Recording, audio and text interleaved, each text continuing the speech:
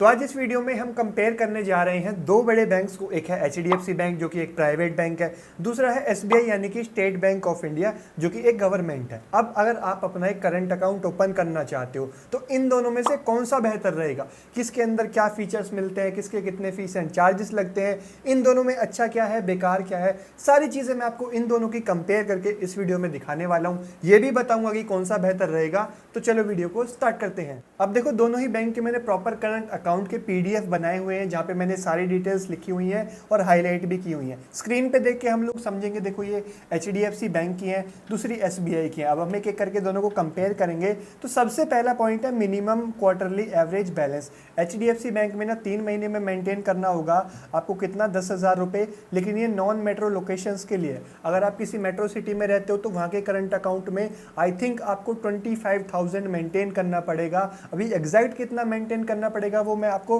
Description में comment में डाल के बता दूंगा। और अगर आप ये बैलेंस नहीं मेंटेन कर पाते हो तो आपको 1,500 रुपीज़ का पर क्वार्टर का जो चार्ज है वो यहाँ पे नॉन मेंटेनेंस का लगेगा। अब यहाँ पे एसबीआई की बात करें तो देखो यहाँ पे सिर्फ आपको मंथली यहाँ पे आपको मेंटेन करना पड़ेगा, लेकिन यहाँ पे 5,000 मेंटेन करना पड़ेगा। और वो आप नहीं मेंटेन कर पाए तो आपको 500 रुपीज़ का जो है वो चार्ज देना पड़ेगा नॉन मेंटेनेंस का। अब सेकंड नंबर पे फीचर्स मैंने लिखे हुए हैं। देखो एचडीएफसी बैंक में आपको 2 लाख रुपीज़ तक की मंथली कैश डिपॉजिट लिमिट मिल जाती है। मतलब आप ब्रांच में जाके जो मनी डिपॉजिट करोगे वो 2 लाख रुपये आप एक महीने में कर सकते हो। उसके बाद में चार्जेस लगेंगे वो मैं आपको आगे बताऊँगा।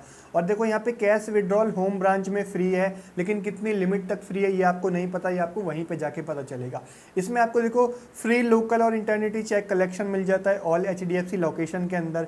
इसमें आपको फ्री फंड ट्रांसफर मिल जाता है बिटवीन एचडीएफसी बैंक, मतलब सभी एचडीएफसी बैंक के अंदर आप एक दूसरे बैंक में अगर आप ट्रांसफर करोगे तो यहाँ पे आपको फ्री मिल जाता है। फ्री आपको आरटीजीएस और एनईएफटी के थ्रू फंड कलेक्शन करोगे तो वो भी आपको मिल जाता है। और 2 लाख रुपीज़ तक आप देखो एचडीएफसी बैंक की किसी भी ब्रांच में जो है वो डिपॉजिट आप कर सकते हो। तो ये कुछ आपको फीचर्स मिल जाते हैं एचडीएफसी बैंक करंट अकाउंट के अंदर। अब वहीं एसबीआई के फीचर्स और बेनिफिट की बात करें तो देखो यहाँ पे आपको कैश डिपॉजिट लिमिट मंथली जो है वो 5 लाख मिल जाती है। एचडीएफसी में आपको 2 ही लाख रुपए मंथली लिमिट मिल रही थी, यहाँ पे आपको 5 लाख मिल रही है। एचडीएफसी बैंक से डबल से भी ज़्यादा आपको एसबीआई में मिल रही है। फ्री अनलिमिटेड कैश विड्रॉल आपको होम ब्रांच में मिल रहा है। ये एचडीएफसी बैंक में भी था फ्री कैश विड्रॉल, लेकिन कितनी लिमिट तक था वो वहाँ पे मेंशन नहीं है। यहाँ पे लिखा हुआ है कि अनलिमिटेड आप कर सकते हो। नॉन होम ब्रांच में भी देखो आप 1 लाख रुपीज़ तक कर सकते हो। आपको 50 चेक्स मिलते हैं पर मंथ, उसके बाद में जो है वो चार्ज लगने लगते हैं, वो मैं आपको आगे बताऊंगा। फ्री आपको आरटीजीएस और एनईएफटी की फैसिलिटी मिल जाती है यहाँ पे एसबीआई के अंदर। और ये सेफ है, सिक्योरेस्ट जो बैंक है वो आप सभी को पता है। अब फीस एंड चार्जेस के बारे में बात कर लेते हैं। एचडीएफसी बैंक के पहले देख लेते हैं। देखो यहाँ पे फीस एंड चार्जेस हैं एचडीएफसी बैंक के। अब देखो कैश ट्रांजेक्शन है, यहाँ पे कैश डिपॉजिट एचडीएफसी बैंक की किसी भी ब्रांच में मंथली लिमिट्स यहाँ पे दे रखी हैं।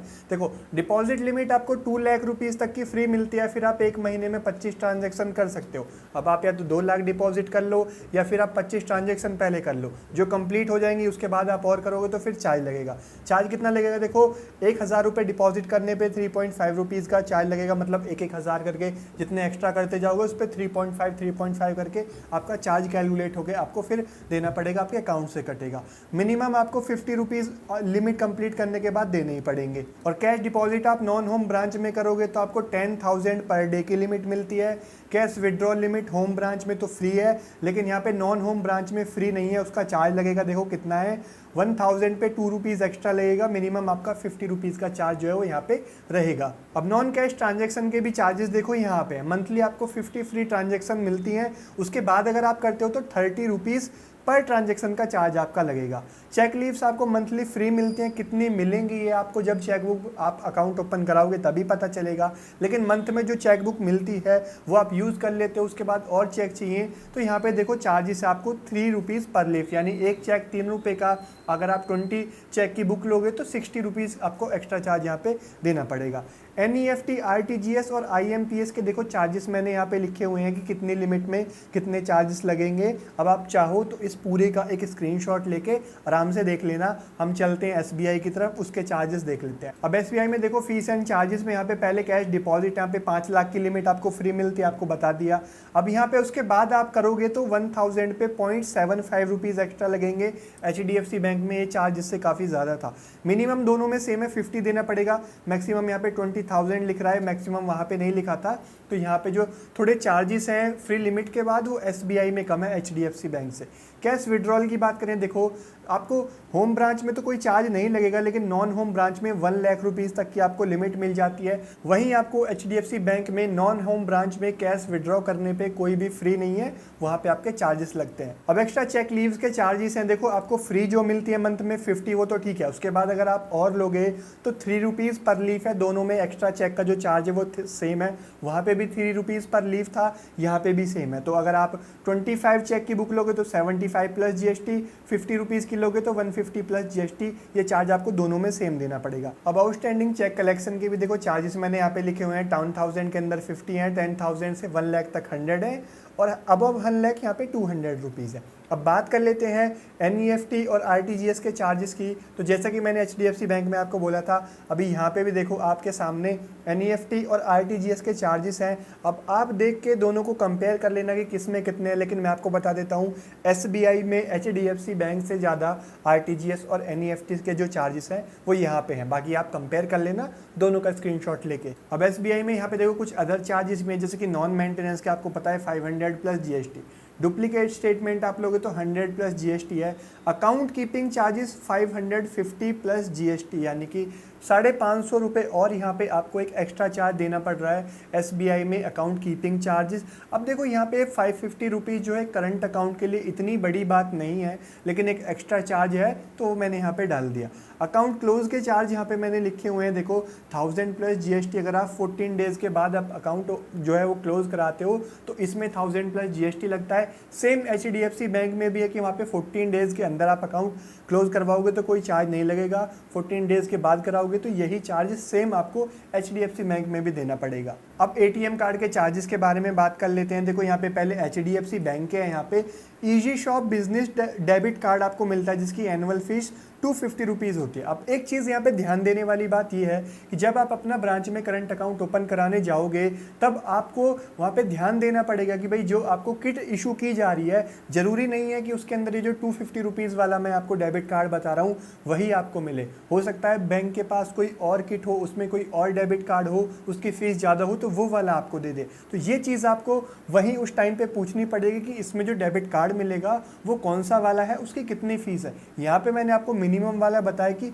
मिनिमम आपको 250 रुपये फीस देनी पड़ेगी। और ATM मशीन से देखो अगर आप कैश विड्रॉ करोगे तो यहाँ पे आपको अनलिमिटेड फ्री मिल जाता है, लेकिन आप HDFC बैंक का ATM नहीं यूज़ करोगे तो 21 रुपीज़ पर ट्रांजैक्शन का चार्ज लगेगा। डेली ATM विड्रॉल लिमिट यहाँ पे आपको 1 लाख रुपीज़ की मिल जाती है। डेली पॉइंट ऑन सेल आपको 5 लाख मिल जाती है। पॉइंट ऑन सेल मतलब आप मार्केट में जाके स्वाइप करते हो कार्ड, कहीं पे कुछ शॉपिंग करते हो तो वो आपको 5 लाख की लिमिट यहाँ पे मिलती है। वहीं SBI के देखो डेबिट कार्ड यानी ATM कार्ड के चार्जेस की बात करें तो प्राइड बिजनेस डेबिट कार्ड आपको मिलता है जिसकी डेली ATM लिमिट 1 लाख है, POS लिमिट 2 लाख है। HDFC वाले में यहाँ पे 5 लाख थी, लेकिन ये तो आप कार्ड चेंज भी करा सकते हो।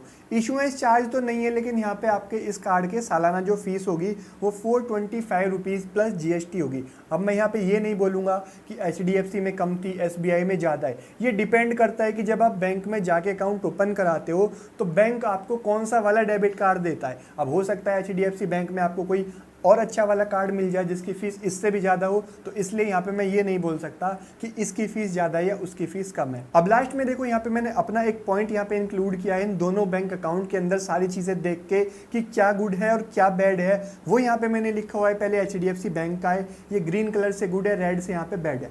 फ्री आपको फंड ट्रांसफ़र मिल जाता है सभी HDFC बैंक के अंदर, यहाँ पे ये एक अच्छी चीज़ है। आपको ओवरड्राफ्ट फैसिलिटी मिल जाती है, ये भी एक अच्छा पॉइंट है। आपको ब्रांच फैसिलिटी अच्छी मिल जाती है सभी सिटीज़ में। देखो HDFC बैंक एक प्राइवेट बैंक है, इसलिए आपको HDFC बैंक की आप देखोगे रूरल एरिया की भी जो ब्रांचेज़ है वहाँ पे फैसिलिटी आपको बहुत अच्छी देखने के लिए मिल जाती है। हाँ, कुछ ऐसी ब्रांचेज़ होंगी जहाँ पे हो सकता है आपको फैसिलिटी अच्छी ना मिले, लेकिन ओवरऑल देखें तो HDFC बैंक की जो ब्रांच फैसिलिटी है वो काफ़ी अच्छी है। और यहाँ पे लार्ज नेटवर्क है ब्रांच और ATM का। HDFC बैंक सबसे बड़ा प्राइवेट बैंक है, तो यहाँ पे बहुत सारी ब्रांचेस और ATM भी हैं HDFC बैंक के।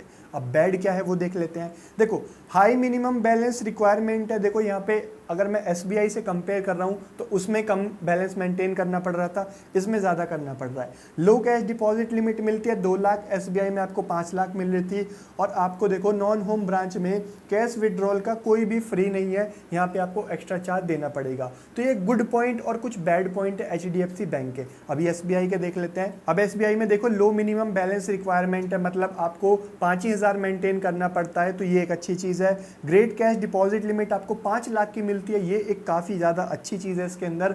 और थर्ड की इसका भी देखो ब्रांचेस और ATMs बहुत सारे हैं। SBI तो वैसे भी सबसे बड़ा बैंक है, तो इसकी बहुत सारी ब्रांचेस और ATM है। अब इसके अंदर भी कुछ नेगेटिव पॉइंट है, यहाँ पे ओवरड्राफ्ट फैसिलिटी आपको नहीं मिलती, बैड सर्विस मिलती है आपको रूरल एरिया में, ये इसका एक सबसे बड़ा नेगेटिव पॉइंट है सेकंड वाला। और थर्ड जो है account keeping charges 550 plus GST।